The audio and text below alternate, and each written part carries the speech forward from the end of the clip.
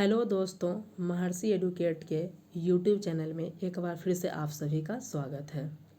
दोस्तों, आज की इस वीडियो लेक्चर में हम अपने इंडियन पॉलिटी सीरीज के लेक्चर नंबर 5 को डिस्कस करेंगे। और आज का जो हमारा टॉपिक है वह है भारतीय संविधान के स्रोत, अर्थात हमारे संविधान में विश्व के कई देशों का समावेश है। तो हम जानेंगे इस वीडियो लेक्चर में कि हमारे संविधान में किन देशों से कौन कौन से प्रावधान लिए गए हैं। दोस्तों, यह टॉपिक आने वाले जितने भी एग्ज़ाम्स हैं उन सभी एग्ज़ाम्स के लिए बहुत ही इम्पॉर्टेंट हैं, चाहे वो एग्ज़ाम बीपीएससी शिक्षक भर्ती 2.0 हो, 70th बीपीएससी हो, बिहार एसएससी हो या फिर बिहार एसआई है क्यों ना हो। इन एग्ज़ाम्स में यहाँ से प्रश्न ज़रूर पूछे जाते हैं। जैसा कि आप सभी को याद ही होगा, 69th बीपीएससी में यहाँ से 2 प्रश्न पूछे गए थे, जिन क्वेश्चन को हमने अपने प्रीवियस लेक्चर में ऑलरेडी डिस्कस कर लिया था। एक प्रश्न था कि फंडामेंटल राइट्स का प्रावधान किस देश से लिया गया है, वहीं दूसरा प्रश्न था कि डीपीएसपी का प्रावधान किस देश से लिया गया है। तो दोस्तों, आज हम इसी टॉपिक को डिटेल्स में देखेंगे कि आखिर हमारे संविधान किन किन देशों से मिलकर बना है। इससे पूर्व हमने इंडियन पॉलिटी के लगभग 4 टॉपिक को ऑलरेडी डिस्कस कर लिया है, जिसे आप हमारे यूट्यूब चैनल पे जाकर देख सकते हैं। इससे पूर्व जो लास्ट 2 वीडियो था, इसमें हमने एक संविधान के 22 भाग को डिस्कस किया था, और नेक्स्ट वीडियोज में जो लेक्चर नंबर 4 था वहाँ पे हमने संविधान की 12 अनुसूचियों को डिस्कस किया था। मैंने बताया भी था कि इन 22 भागों में से कुछ ऐसे भाग हैं जो लगभग 7 से 8 ऐसे भाग हैं जिन्हें आपको याद कर लेने चाहिए। उम्मीद करता हूं कि आप उन भागों को याद कर लिए होंगे। साथ ही मैंने यह भी बताया था कि 12 अनुसूचियों को आपको हर हाल में याद कर लेनी चाहिए, क्योंकि यहाँ से प्रश्न पूछे जाते हैं। तो हम 1 से 2 मिनट में इन कुल 22 भागों में से जो इम्पॉर्टेंट भाग हैं उन्हें एक बार डिस्कस कर लेते हैं, रिकॉल करने की कोशिश करते हैं। साथ ही 1 से 2 मिनट में हम संविधान की 12 अनुसूचियों को भी रिकॉल करेंगे। जैसे मैंने बताया था कि भाग 2 में नागरिकता से संबंधित प्रावधान है, भाग 3 मौलिक अधिकार से संबंधित है, भाग 4 डीपीएसपी, भाग 4 का में मौलिक कर्तव्य का वर्णन है। भाग 9 में मैंने बताया था कि पंचायत संबंधी प्रावधान है। उसके बाद मैंने बताया था कि भाग 14 को आपको याद कर लेनी चाहिए, क्योंकि यहाँ पे संघ लोक सेवा आयोग और राज्य लोक सेवा आयोग से संबंधित प्रावधान का वर्णन किया गया है। भाग 15 को भी मैंने बताया था कि आपको याद कर लेनी चाहिए, क्योंकि यहाँ पे हमारे यहाँ जो स्वतंत्र और निष्पक्ष चुनाव होते हैं उसकी जिम्मेवारी निर्वाचन आयोग की है। तो इसलिए भाग 15 को याद कर लेना बहुत ही आवश्यक है। भाग 18 भी आपके लिए बहुत आवश्यक है, क्योंकि इसमें आपातकालीन संबंधी उपबंध का वर्णन किया गया है।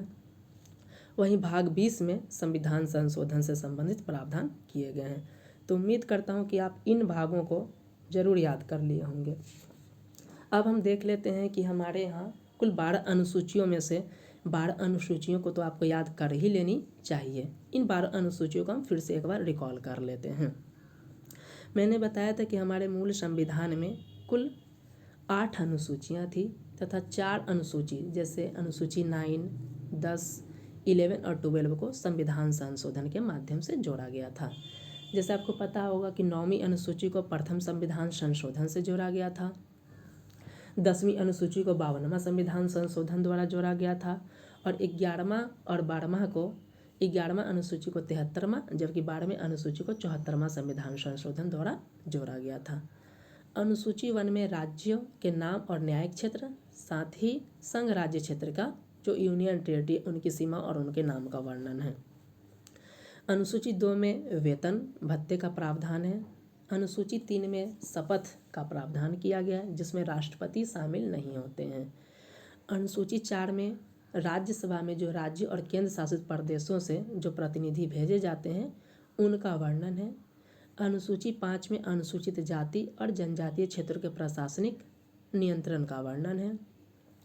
अनुसूची 6 में 4 राज्य हैं, असम, मेघालय, त्रिपुरा, मिजोरम, जो कि नॉर्थ ईस्ट के राज्य हैं, इनके जनजातीय क्षेत्र के प्रशासन का वर्णन है। अनुसूची 7 में मैंने बताया था कि यहाँ पे केंद्र और राज्य के मध्य शक्ति का विभाजन किया गया है। संघ सूची, राज्य सूची और समवर्ती सूची। 8वीं अनुसूची को मैंने बताया था कि इसमें संविधान में जो कुल 22 भाषाएं हैं जिन्हें मान्यता प्राप्त है उनका वर्णन किया गया है। 9वीं अनुसूची में, जिसे पहले संविधान संशोधन द्वारा जोड़ा गया था, इसमें भूमि सुधार और जमींदारी उन्मूलन से संबंधित प्रावधान का वर्णन है। 10वीं अनुसूची में दल बदल के आधार पर जो अयोग्यता होता है उनके विषय में प्रावधान है, जिसे 52वां संविधान संशोधन द्वारा जोड़ा गया था। 11वीं अनुसूची में पंचायतों को संवैधानिक दर्जा दिया गया था और 12वीं अनुसूची में नगर पालिका को संवैधानिक दर्जा दिए जाने से संबंधित प्रावधान का वर्णन है।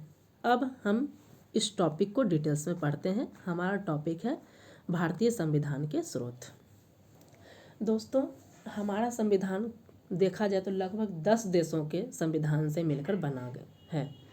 अर्थात हमारे संविधान में जो हमारे संविधान के नीति निर्माताओं थे, उन्होंने विश्व के 10 देशों की जो वहाँ की खूबसूरती थी, उनके संविधान की जो खूबसूरती थे या उस संविधान की जो बहुत ही इम्पोर्टेंट विशेषताएं थी, वहाँ से उन विशेषताओं को ले लिया है।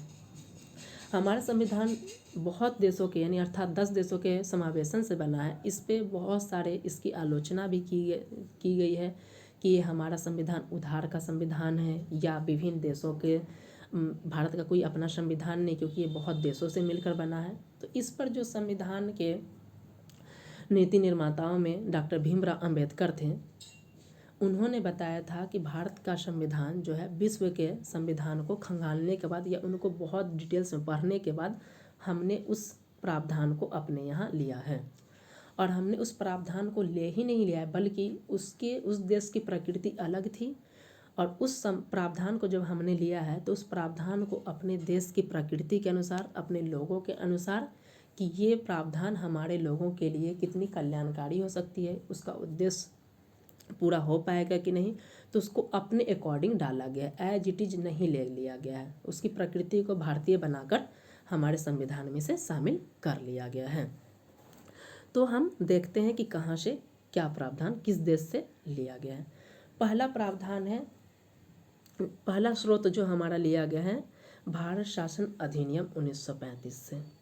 इसमें बताया जा रहा है कि हमारे भारतीय संविधान का अधिकांश प्रावधान अर्थात 2/3 भाग जो है प्रावधान भारत शासन अधिनियम 1935 से लिया गया है। इसलिए हमारे भारतीय संविधान को 1935 भारत शासन अधिनियम 1935 की कार्बन कॉपी भी कहा जाता है। अब देख लेते हैं कि 1935 के एक्ट से हमारे संविधान में क्या क्या प्रावधान लिए गए हैं। तो हमने उन्हीं प्रावधान को डिस्कस किया जो बेहद इम्पॉर्टेंट है। तो पहला प्रावधान है आपातकालीन उपबंध। मैंने आपको इससे पहले भी बताया था कि आपातकालीन उपबंध जो है वो भारत शासन अधिनियम 1935 से लिया गया है। जबकि आपातकाल के दौरान जो हमारे फंडामेंटल राइट्स सस्पेंड हो जाते हैं, उनका स्थगन हो जाता है कुछ समय के लिए जब तक आपातकाल होता है, यह प्रावधान जर्मनी के संविधान अर्थात जर्मनी के वाइमर संविधान से लिया गया है। अब हमारा जो 1935 से जो दूसरा सबसे इम्पॉर्टेंट प्रावधान लिया गया वह है संघीय तंत्र।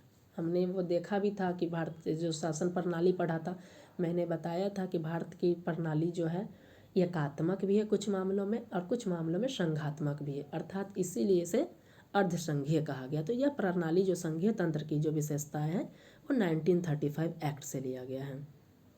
लोक सेवा आयोग जो हम लोग भाग 14 में डिस्कस करेंगे वो लिया गया है भारत शासन अधिनियम 1935 से। न्यायपालिका का जो प्रावधान है वह भी भारत शासन अधिनियम 1935 से लिया गया है। तो 1935 से आपको सबसे ज़्यादा याद रखने की आवश्यकता है कि 2/3 भाग यानी अधिकांश भाग वहाँ से लिए गए हैं और आपातकालीन उपबंध और साथ में लोक सेवा आयोग जो है वो 1935 से लिए गए हैं। नेक्स्ट जो सबसे इम्पॉर्टेंट है संयुक्त राज्य अमेरिका से। संयुक्त राज्य अमेरिका से हमारे देश में किस किस प्रावधान को लिया गया है, तो सबसे इम्पॉर्टेंट है फंडामेंटल राइट्स, जो 69th बीपीएससी में ऑलरेडी क्वेश्चंस पूछ लिया गया था कि फंडामेंटल राइट्स का प्रावधान किस देश से लिए गए हैं, तो यह है संयुक्त राज्य अमेरिका से। हमारे यहाँ जो राष्ट्रपति पर महाभियोग लगाए जाते हैं, अपने अमेरिका में न्यूज़पेपर भी पढ़ा होगा कि डोनाल्ड ट्रंप पे महाभियोग लगाया गया है, तो ये प्रावधान अमेरिकी संविधान में था। अमेरिका के संविधान से ही हमारे यहाँ राष्ट्रपति पर महाभियोग लगाए जाने का प्रावधान को लिया गया है। जुडिशियल रिव्यू, न्यायिक समीक्षा, मैंने इस टॉपिक को जुडिशियल रिव्यू टॉपिक को हम बहुत डिटेल्स में पढ़ेंगे। मैंने इसके बारे में बताया भी था कि जुडिशियल रिव्यू का मतलब होता है कि विधायिका द्वारा जो कानून बनाया जाएगा उस कानून को न्यायपालिका जो है समीक्षा करेगी, देखेगी कि वो संविधान के अकॉर्डिंग है या नहीं। अगर संविधान के अकॉर्डिंग नहीं है तो उसे असंवैधानिक घोषित करेगी। और हमने बताया भी था NJAC, राष्ट्रीय न्यायिक नियुक्ति आयोग, जो 99 संविधान संशोधन द्वारा लाया गया था, उसे न्यायपालिका ने असंवैधानिक घोषित कर दिया था। वो जुडिशियल रिव्यू के माध्यम से ही किया गया था। नेक्स्ट जो संयुक्त राज्य अमेरिका से प्रावधान लिया गया है उसमें है उपराष्ट्रपति का पद। तो ये संयुक्त राज्य अमेरिका से जो इम्पोर्टेंट पद थे जो लिए गए हैं प्रावधान, उनमें फंडामेंटल राइट्स, जुडिशियल रिव्यू, उपराष्ट्रपति और राष्ट्रपति पर महाभियोग, इन सब प्रावधान वहीं से लिए गए। एक सबसे इम्पॉर्टेंट प्रावधान जो है जो यहाँ ऐड करना चाहूँगा, न्यायिक सक्रियता, जुडिशियल एक्टिविज्म, ये प्रावधान भी हमारे संविधान में अमेरिका से लिया गया है, जो कि यहाँ नहीं लिख पाया हूँ, तो आप उसे भी ध्यान रखेंगे कि जुडिशियल एक्टिविज्म का प्रावधान भी संयुक्त राज्य अमेरिका से लिया गया है। नेक्स्ट हम देखेंगे ब्रिटेन से कौन सा प्रावधान लिया गया है। जैसा कि आप सभी को पता होगा कि ब्रिटेन ने हमारे देश पे कई वर्षों तक हमारे यहाँ शासन किया, तो इसका मतलब यह हुआ कि हमारे यहाँ जो संविधान बने होंगे उसमें बहुत सारे प्रावधान जो होंगे उनमें ब्रिटेन के संविधान की विशेषताएं देखने को मिलेगी। तो हमारे देश में संसदीय शासन प्रणाली है।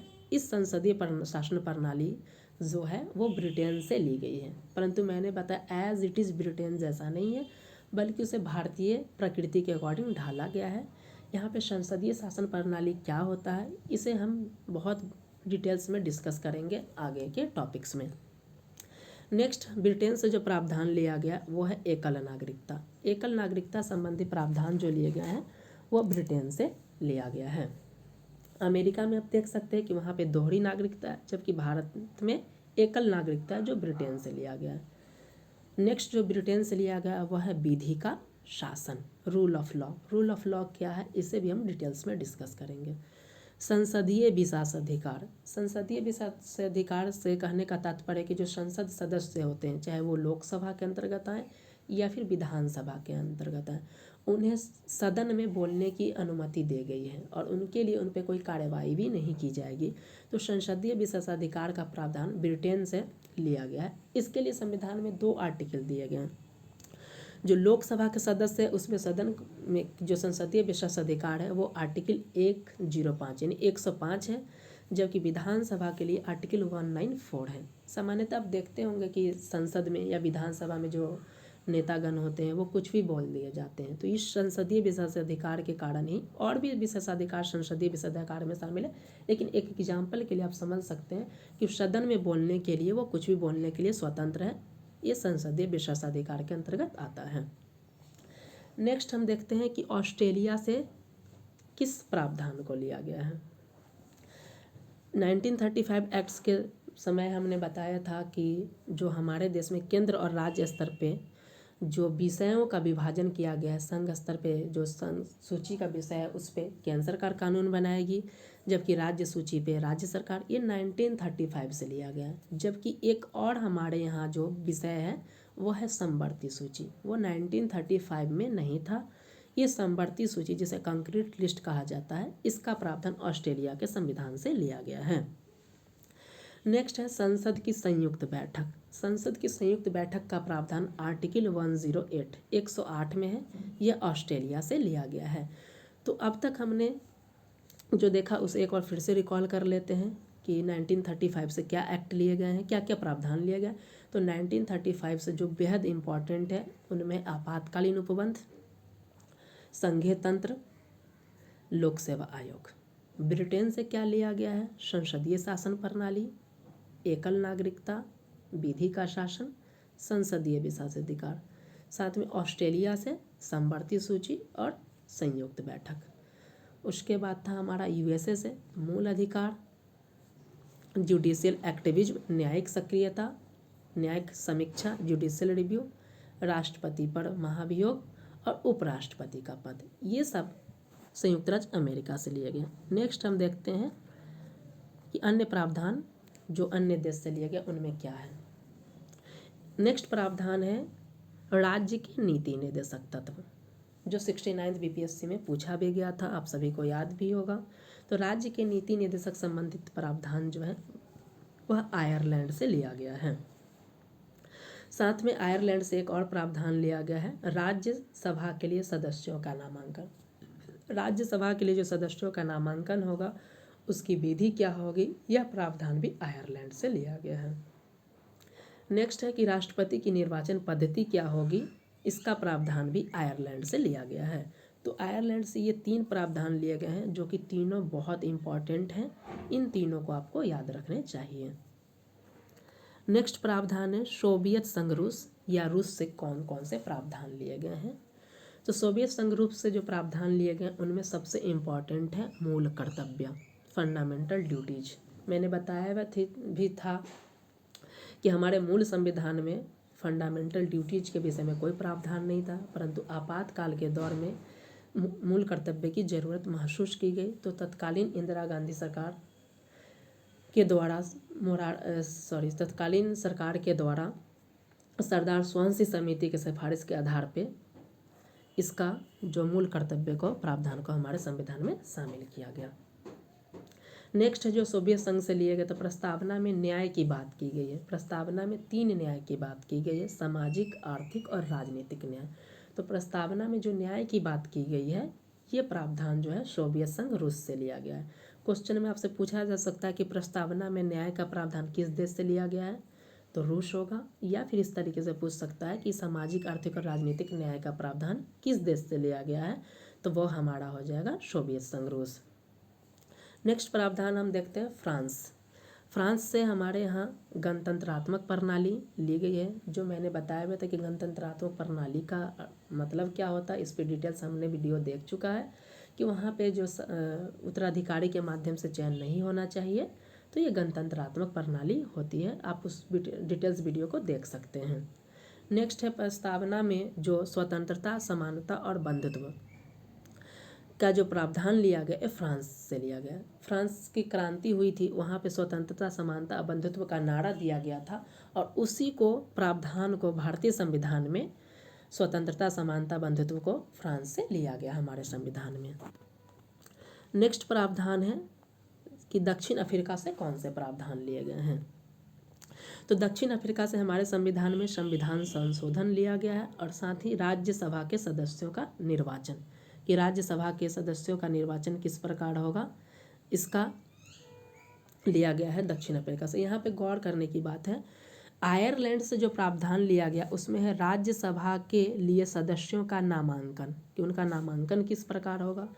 और दक्षिण अफ्रीका से लिया गया है, इसमें बताया गया कि राज्यसभा के सदस्यों का निर्वाचन क्या होगा, यानी कि उनका चुनाव कैसे होगा। तो यहाँ पे कन्फ्यूजन नहीं करना है कि दक्षिण अफ्रीका से लिया गया है उसमें राज्यसभा के सदस्यों का निर्वाचन है, जबकि आयरलैंड में जो है वो है सदस्यों का नामांकन किस प्रकार से होगा।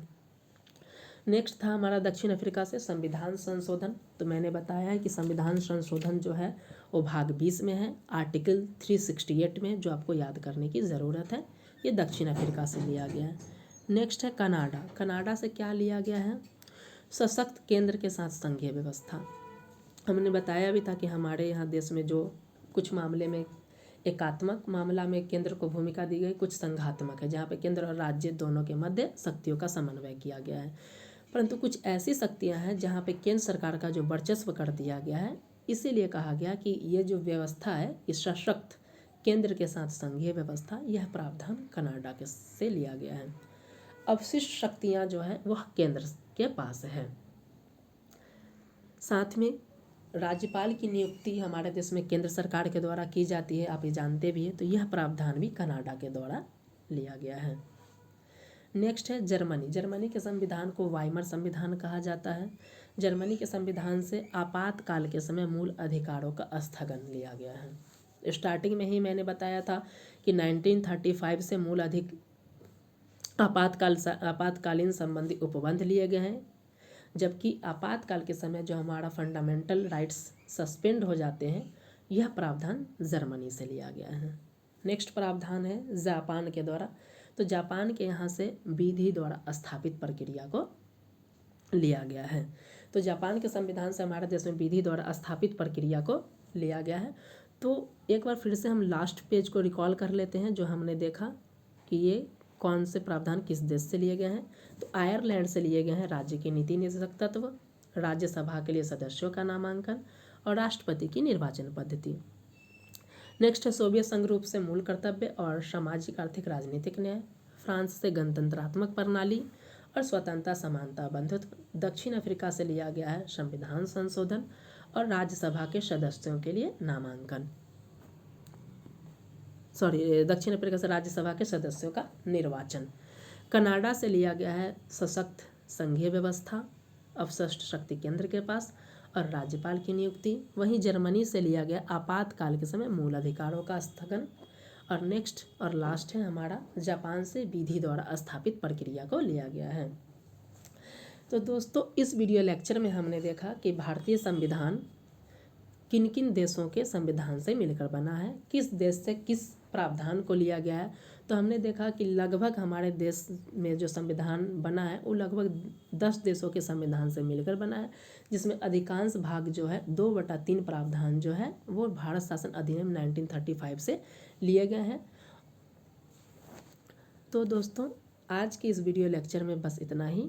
आने वाले वीडियो लेक्चर में हम देखेंगे संविधान की विशेषताएं क्या हैं। उसके बाद से हमारा जो नेक्स्ट लेक्चर होगा, इसके बाद का नेक्स्ट होगा, वहाँ पे हम देखेंगे कि भाग 1 क्या है। वहाँ पे आर्टिकल 1, 2, 3, 4 को डिस्कस करेंगे। ये सभी टॉपिक्स, जितने भी टॉपिक्स इंपॉर्टेंट है वो सभी एग्जाम के दृष्टिकोण से बहुत इंपॉर्टेंट्स हैं। तो आप इन वीडियोज़ को देखते रहें, हो सके तो आप क्वेश्चन प्रैक्टिस भी करते रहें।